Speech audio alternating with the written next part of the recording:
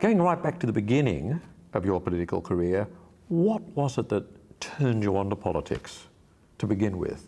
What made you want to be a politician? Well, I was always interested in debating, and I was always interested in putting across several points of view at once.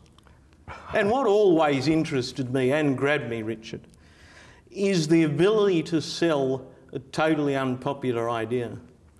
Yes, something about that seems to turn you on.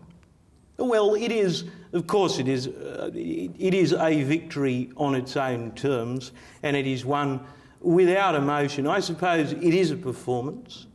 It is a bit like being an actor.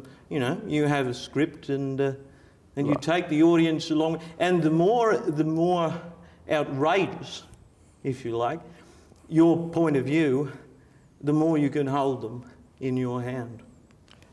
Prime Minister, you have initiated what some people have termed an invasion into Aboriginal lands because you believe their situation is so desperate and so disgusting that help is required from us. Yet our parents were very much involved in creating a situation amongst the Aboriginal community that has led to this loss of power and self-belief and this incredible destitution that you're now trying to rectify. Well, I wasn't, were you?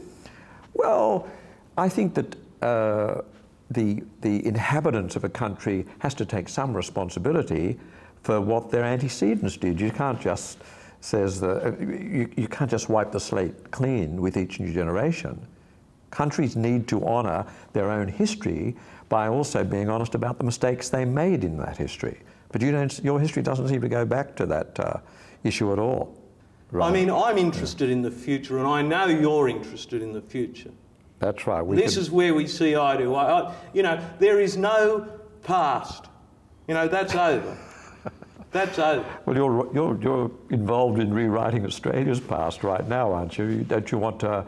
At the debate the other night, you ended up with a whole speech about the Australian narrative, which is, of course, in your hands, in your speechmaker's hands, largely a military narrative. You seem to think the past is extremely important, so you've just contradicted yourself. Well, the past is in the future. In the present, if you don't mind me saying. Yeah. You know, you're rattled. It all gets a little bit too much sometimes. No, okay. well, we do need to acknowledge the past. Okay. And what we've been doing is denying it. But actually, recently, you've spoken about reconciliation for the first time, so you're not quite as rigid about history as you used to be, or about the terrible things that happened in the past, are you? Richard, I had some explaining to do because I truly felt that they didn't know where I was coming from.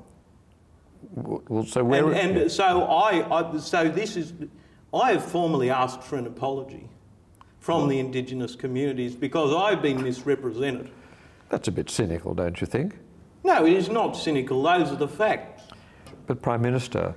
those are the facts. They don't realise where I'm coming. It was part of my generation.